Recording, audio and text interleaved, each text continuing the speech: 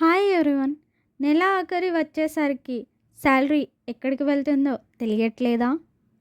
ఎంత ఎర్న్ చేసినా month ఎండ్కి savings zero అవుతున్నాయా? అయితే ఈ వీడియో కంప్లీట్లీ మీకోసమే. ఈరోజు మనం మనీ మేనేజ్మెంట్లో చాలా ఫేమస్ అయిన 50-30-20 రూల్ గురించి తెలుసుకుందాం.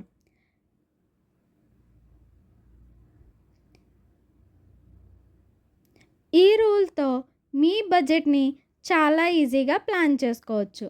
ఫర్ ఎగ్జాంపుల్, ఒక పర్సన్ మంత్లీ శాలరీ 30,000 అనుకుందాం. దాన్ని ఈ రూల్ ప్రకారంగా ఎలా డివైడ్ చేయాలో చూద్దాం.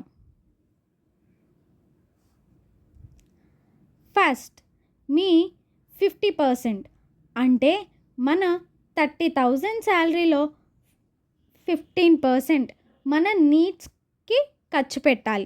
నీడ్స్ అంటే బ్రతకడానికి ఖచ్చితంగా కావాల్సిన వాటికి. ఇంటి అద్దె, కరెంట్ బిల్, గ్రాసరీస్, పెట్రోల్ మరియు ఈఎంఐస్ ఈ కేటగిరీలోకి వస్తాయి. ఈ ఖర్చు 15,000 దాటకుండా చూసుకోవడం చాలా ఇంపార్టెంట్.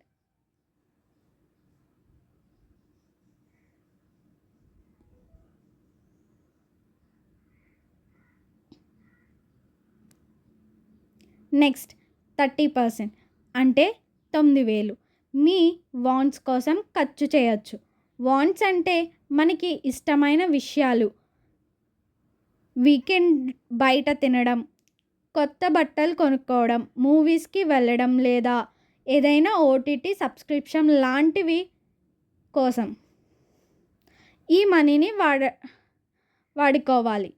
లైఫ్ని ఎంజాయ్ చేయడం కూడా చాలా ఇంపార్టెంట్ కాబట్టి ఈ 30% దానికోసం యూస్ చేయవచ్చు.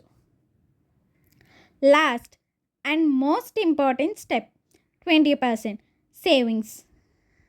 అంటే మీ శాలరీ వచ్చిన వెంటనే ఈ 6,000 తీసి పక్కన పెట్టాలి. ఇది మీ ఫ్యూచర్ కోసం. ఈ మనీని ఎమర్జెన్సీ ఫండ్గా ఊహించుకోవచ్చు లేదా మ్యూచువల్ ఫండ్స్లో ఎస్ఐపి చేయొచ్చు లేదా గోల్డ్ కొనుక్కోవచ్చు. ఇది ఖచ్చితంగా మీట్ అవ్వాల్సిన టార్గెట్. ఈ సింపుల్ రూల్ని ఫాలో అయితే మీ లైఫ్లో ఫైనాన్షియల్ స్ట్రెస్ ఉండదు. మీరు ఈ మీ శాలరీలో ఎంత పర్సెంట్ సేవ్ చేస్తున్నారో కింద కామెంట్ చేయండి.